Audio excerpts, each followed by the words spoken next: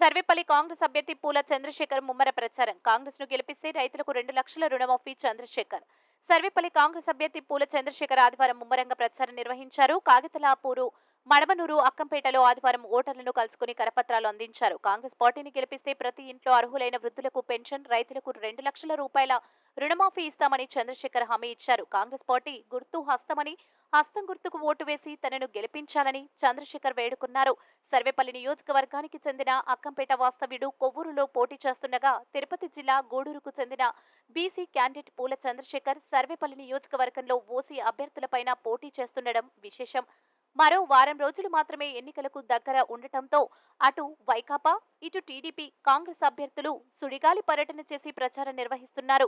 కాంగ్రెస్ అభ్యర్థి పూల చంద్రశేఖర్ వెంట మరుబోలు మండల కాంగ్రెస్ పార్టీ అధ్యక్షులు మంద పోలయ్య, కార్యదర్శి అల్లూరు రమణయ్య ఉన్నారు.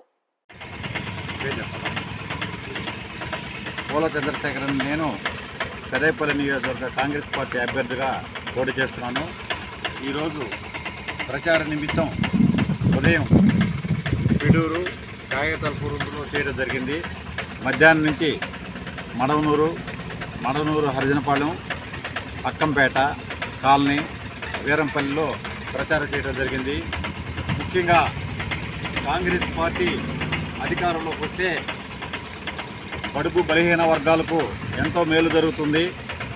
గత 5 సంవత్సరాల్లో తెలుగుదేశం ప్రభుత్వం కానీ, ఇప్పుడు వైఎస్ఆర్సీపీ ప్రభుత్వం కానీ చేసింది శూన్యం.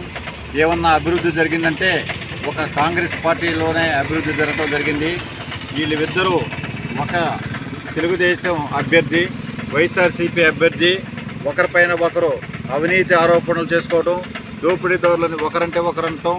రోజు ఒక పార్టీలో 100 మంది చేరారు, వాళ్లే ఇంకొక దాంట్లో 100 మంది చేరారని చెప్పి పబ్లిసిటీ తప్ప ప్రజలకు చేయడం అనేది శూన్యం. కాంగ్రెస్ పార్టీ అధికారంలోకి వస్తే ఈ నియోజకవర్గంలో ఉన్న సమస్యలన్నీ పూర్తి స్థాయిలో పరిష్కారం అయ్యి స్థానిక సంస్థల్లో 75% ఉద్యోగాల కల్పనకు కట్టుబడి కాంగ్రెస్ పార్టీ ఉంటుంది. అలాగే ప్రతి పేద మహిళకు ₹1,00,000 సంవత్సరానికి ఇవ్వడం జరుగుతుంది.